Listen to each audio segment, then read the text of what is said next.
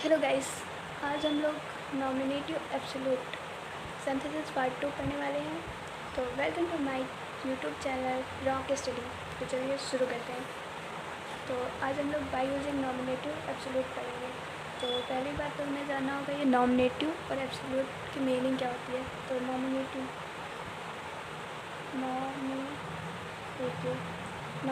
Means होता है subject. Nominative means होता है सब्जेक्ट। तो नॉमिनेटिव की मीन्स क्या होता है सब्जेक्ट। और अब बात आई एब्सोल्यूट। एब्सोल्यूट मीन्स होता है फ्री या फिर इंडिपेंडेंट। फ्री या इंडिपेंडेंट। तो इन अब नॉमिनेटिव का मीन्स होता है सब्जेक्ट, एब्सोल्यूट का मतलब होता है फ्री या फिर इंडिपेंडेंट। तो अब दोनों को मिला के क्या मीन्स निकलेगा, फ्री सब्जेक्ट या इंडिपेंडेंट सब्जेक्ट। तो अब चलिए इसको देखते हैं कि इसका यूज़ कहाँ करेंगे, मतलब व्हेन टू यूज़।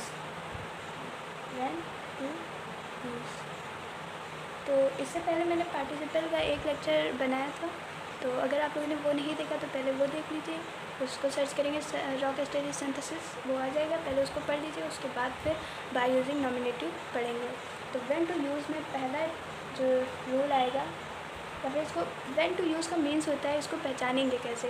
क्योंकि पार्टिसिपल्स में मैंने बताया था सब्जेक्ट सेम होना चाहिए और उसकी आइडेंटिफाई बताई थी। अब इसकी आइडेंटिफाई देखेंगे। तो इसमें जो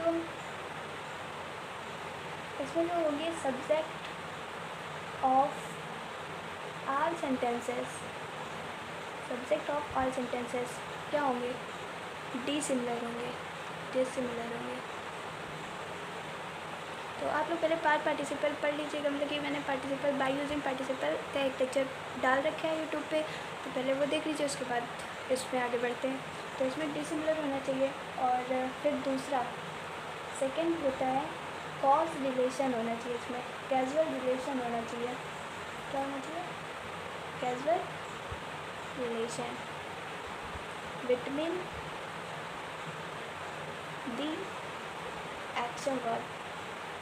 एक्शन वर्ब वे होती हैं जो काम करती हैं, जो सब्जेक्ट द्वारा किया जाता है वे एक्शन वर्ब कहलाती हैं। तो अब बात है कैजुअल रिलेशन होता क्या है। तो इसमें जैसे दो सेंटेंसेस हो गए, तो पहले का एक्शन फर्स्ट ले लेती हूँ मैं। दो सेंटेंसेस में दो, अब मतलब कि जाहिर सी बात है, दो सेंटेंस हो गए तो दो एक्शन वर्ब होंगे। तो फर्स्ट एक्शन वर्ब जो होगा, पहले सेंटेंसेस का जो एक्शन वर्ब होगा वो किसी रीज़न को बता रहा होगा। अभी एग्जांपल लेंगे तो समझ में आ जाएगा, वो किसी रीज़न को बता रहा होगा। और जो सेकंड एक्शन वर्ब होगी, जो सेकंड वो रिज़ल्ट बता रही होगी। तो अब दोनों को अगर मिला देंगे तो कैजुअल रिलेशन आ जाएगा। ठीक है, पहला सेंटेंस जो होगा वो रीज़न बता रहा होगा, जो सेकंड होगा वो रिज़ल्ट बता रहा होगा। जब ये कंडीशन दिखेगी तो वहाँ पे कैजुअल रिलेशन होगा और उसे हम लोग नॉमिनेटिव एब्सोल्यूट से जोड़ेंगे। और ये किसके लिए है, सिंपल सेंटेंसेस के लिए है। Simple sentence. और सिंपल सेंटेंसेस में क्या क्या होता है, पहली बात तो subject plus finite verb. Subject एक ही होना चाहिए, फाइनाइट वर्ब भी एक होनी चाहिए। अब मैंने इसमें कहा कि सब्जेक्ट जो होंगे डिसिमिलर होंगे, मतलब कि दो अगर काम होंगे तो दो सब्जेक्ट होंगे।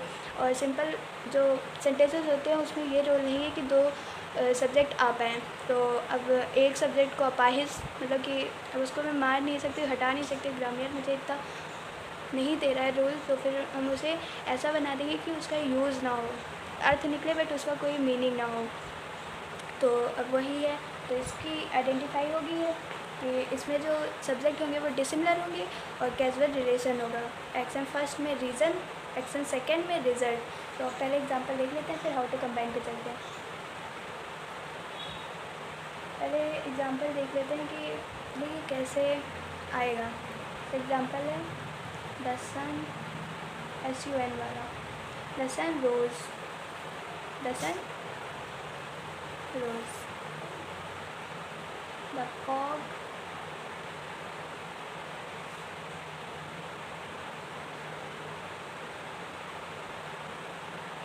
disappear. The fog disappear अब देखिए द सन रोज, सूरज उगना। देखिए पहली बात तो इसमें मैंने बताया सब्जेक्ट डिसिमिलर होना चाहिए। यहाँ सब्जेक्ट है द सन, यहाँ है द फॉग, डिसिमिलर है।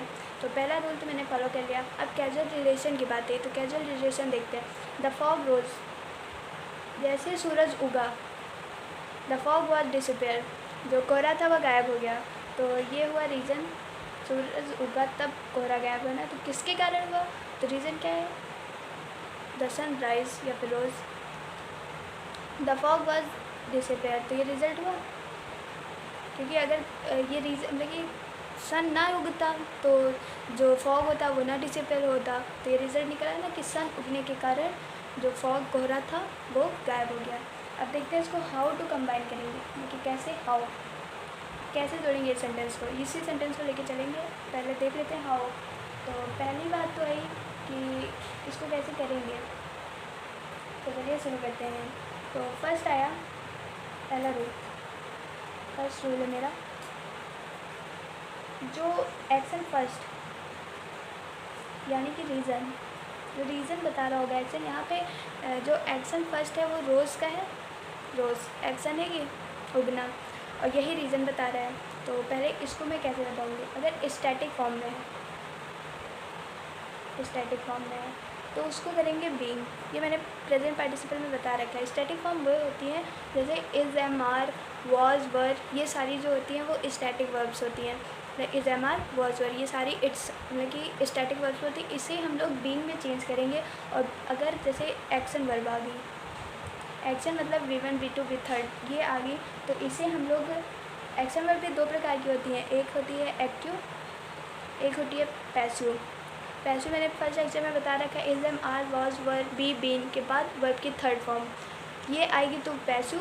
और ये सब छोड़ के जितनी भी वर्ब्स हैं वो सारी एक्टिव होती हैं। तो अब इसमें देखते हैं कि एक्शन मतलब कि एक्टिव आया तो क्या करेंगे और पैसिव आया तो क्या करेंगे। तो जब एक्टिव आएगा तो इसको परफेक्ट पार्टिसिपल में जोड़ेंगे। तो परफेक्ट में क्या करते थे, परफेक्ट में हम लोग करते थे हैविंग प्लस वी थर्ड, क्या करते थे, हैविंग प्लस वी थर्ड। और जब पैसिव आ जाता था तब हम लोग कर देते थे having plus been V third. ये मैंने परफेक्ट पार्टिसिपल में बता रखा है। तो वही सब करना है कि अगर स्टैटिक है तो बीइंग, एक्शन वर्ब आएगी तो वो दो प्रकार की होगी, एक्टिव या पैसिव, तो उस अकॉर्डिंग चेंज कर देंगे। तो और अब बात आई सेकेंड, ये फर्स्ट हो गया मेरा। सेकेंड, जो सेकेंड सेंटेंस होगा एज इट इज़ नोट कर देंगे उसे, क्योंकि सेकेंड सेंटेंस जो होगा उसको एज इट इज़ नोट कर देना, उसमें कुछ नहीं करना है। फिर आया थर्ड रूल। फर्स्ट समझ में आ गया ना कि एक्शन वर्ब अगर रीज़न मतलब कि एक्शन फर्स्ट जो होगा, एक्शन फर्स्ट लिख देती हूँ मैं, एक्शन फर्स्ट रीज़न ही बताएगा, उसे स्टैटिक हुआ तो बीइंग, एक्शन हुआ तो एक्टिव पैसिव देख के चेंज करना है। और फिर अब इसमें थर्ड रूल है मेरा, don't remove, don't removing any subject, क्योंकि अब दो सब्जेक्ट हैं तो दोनों का कुछ ना कुछ अर्थ होगा। मैंने पार्टिसिपल में जो बताया था उसमें एक ही सब्जेक्ट था तो हम लोग एक रिमूव कर सकते थे, लेकिन इसमें दो सब्जेक्ट आएंगे और दोनों का यूज़ करना है। तो डोंट रिमूविंग एनी सब्जेक्ट, किसी भी सब्जेक्ट को रिमूव नहीं करना है। तो फर्स्ट सेंटेंसेस हम लोग ले लेते हैं, वही बनाएंगे। तो चलिए शुरू करते हैं। फर्स्ट सेंटेंसेस, फर्स्ट सेंटेंस है वो फोल्ड ही कर लेते हैं। फर्स्ट सेंटेंस, the sun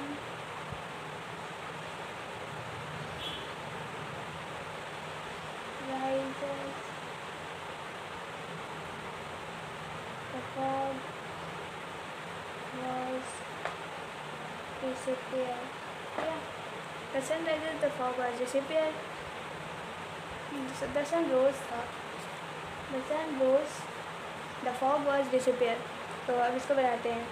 तो रूल बार बार फोल्ड करना पड़ेगा, चलिए कोई बात नहीं। तो पहला रूल था मेरा रीज़न और रिज़ल्ट, तो इसमें शो हो रहा है क्योंकि मैंने यहाँ पे बताया आपको। अब देखते हैं एक्शन वर्ब स्टैटिक है या एक्शन है। एक्शन वर्ब जो मतलब कि एक्शन फर्स्ट है वो स्टैटिक है या फिर क्या कहते हैं इसको, एक्शन वर्ब है। तो इसमें हम देखते हैं, तो इसमें मेरा स्टैटिक तो कुछ है नहीं, स्टैटिक तो कुछ है नहीं, तो फिर अब इसको बनाते हैं। तो जो द सन राइजेज रोज़ है, तो सब्जेक्ट रिमूव नहीं करना है तो द सन ऐसे लिख देंगे। फिर अब इसको क्या है, ये एक्शन है, एक्टिव में है तो हैविंग विथ राइजन, फिर कॉमा, फिर एज इट इज़ नोट करना है। Second sentence as it is note.